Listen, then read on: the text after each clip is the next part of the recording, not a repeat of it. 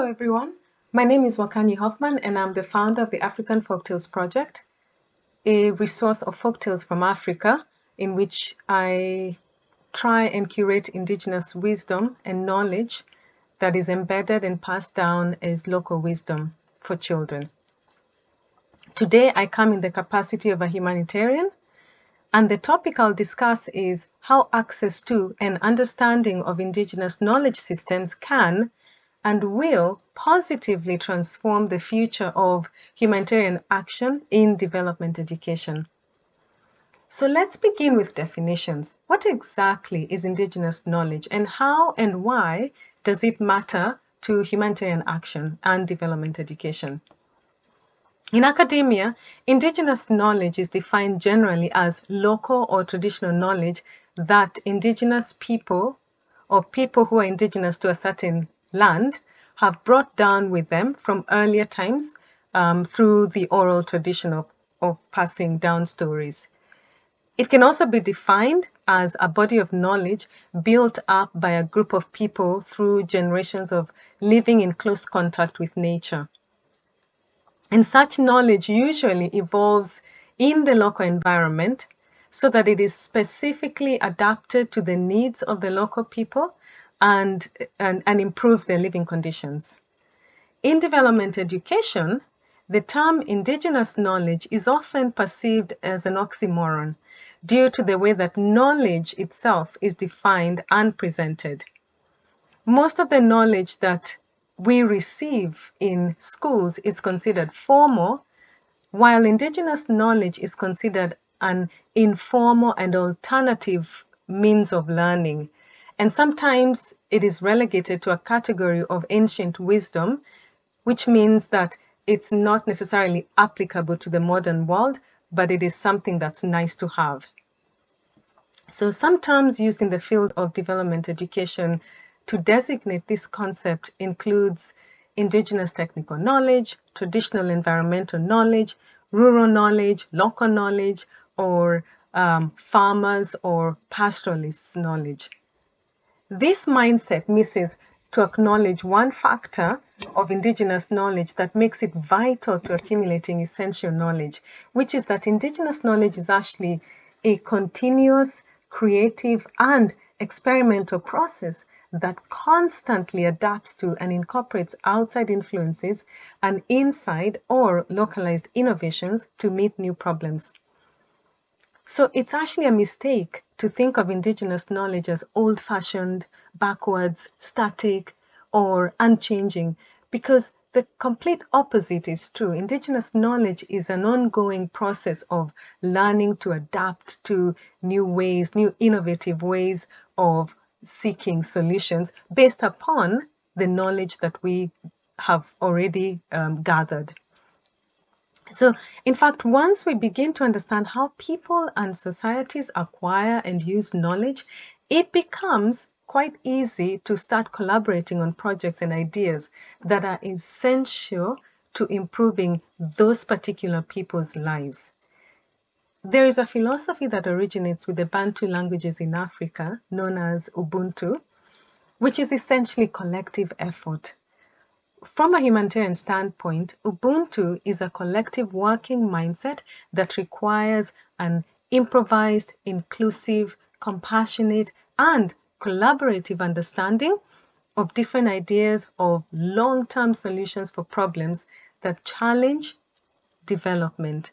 And in an indigenous community, this is the mindset that is applied to find solutions. Every individual is allowed to bring to the table their best knowledge based on their best understanding of the local situation that they're in and the local environment that they live in. So one of the reasons why our well-designed projects as humanitarians fail to gain traction is because the formal training of humanitarians itself places great emphasis on innovating new solutions and less emphasis on implementing existing solutions which have been derived out of localized or indigenous knowledge. The Ubuntu mindset requires a collaborative sharing of different knowledges in order to generate the smartest solution that is relevant to location and the people affected, which is why it would also be important then to transform humanitarian studies to include other knowledge sources. And this way we can begin to broaden the training of future humanitarians. There is this tendency to believe that humanitarian agents are responsible for finding solutions to humanitarian crises, when in fact the opposite is true. They did not invent the problems, so why should they be left responsible to find solutions? Those facing the problems are usually already steps ahead with finding solutions to their problems.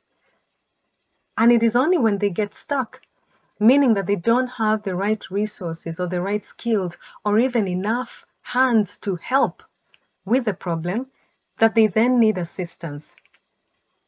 Now, this way of thinking redefines the role of the humanitarian agent as being implementers of solutions and not necessarily innovators of new solutions. When this mindset shift happens, it really changes the dynamics of power, and it shifts the responsibility of finding solutions onto those facing the problem.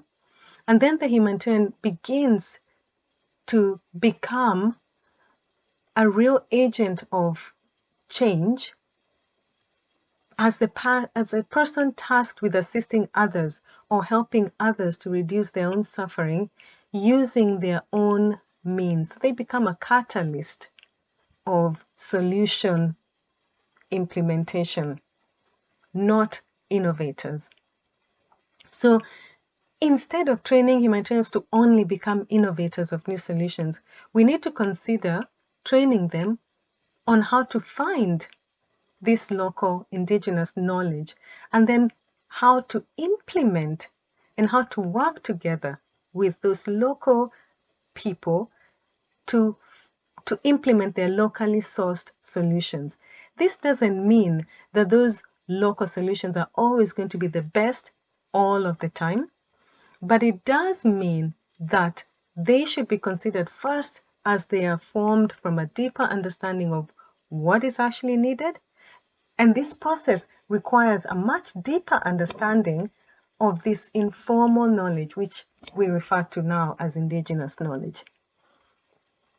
So how do we get to this Ubuntu working mindset?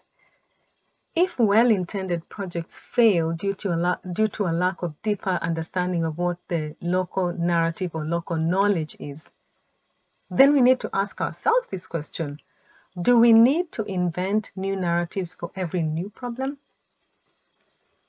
Obviously not, because most of the time, the narrative just needs to be completed, and we can play an active role of co-creating the next chapter of that narrative, meaning we can play a role of building on already existing knowledge and then pulling that knowledge out and adding on to it in order to create a new knowledge base. The Ubuntu mindset requires honoring different knowledges in order to come to a point of finding the smartest means to the best solution for a specific problem. As humanitarians, we can begin to do this by listening to those local narratives presented by the ones who are not only affected by the problem, but are actually also fully invested in the long-term solution. And this way, we then can begin to generate solutions that are to their advantage and provide exactly what they didn't have in the first place that they needed to prevent this problem that they are now facing. Think about it this way.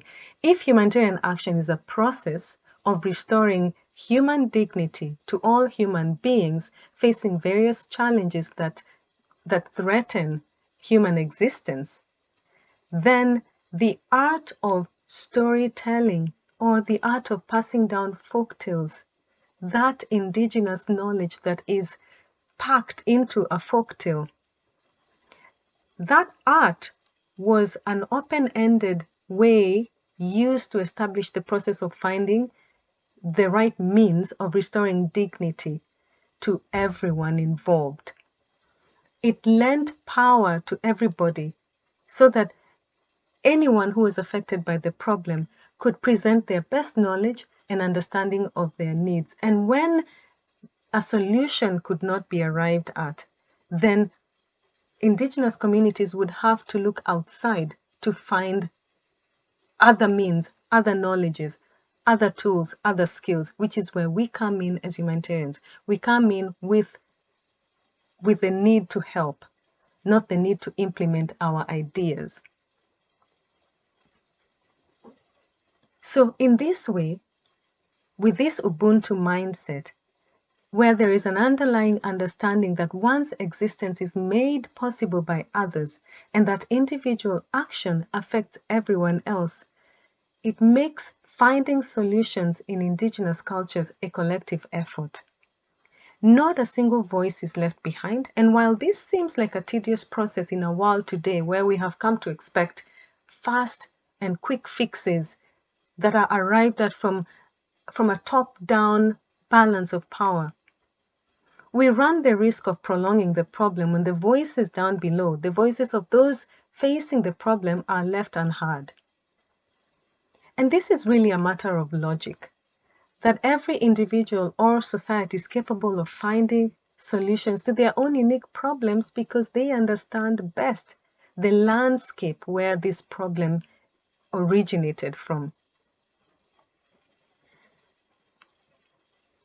When we don't listen to them, when we don't listen to these individual voices and we don't honor the knowledges, we run the risk of implementing the wrong solutions.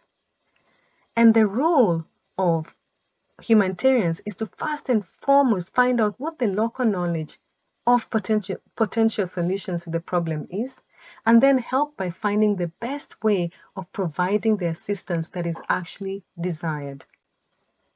And when this interaction with local and Indigenous knowledge is missed much of the time, resources that could have been used to solve large-scale problems are also lost or misused, and we end up losing precious funds needed to develop other projects. And this is why I'm proposing digitizing Indigenous knowledges and embedding this rich resource into humanitarian studies. And in this way, we will broaden the means of finding solutions that are relevant to the context in which humanitarian crises are happening.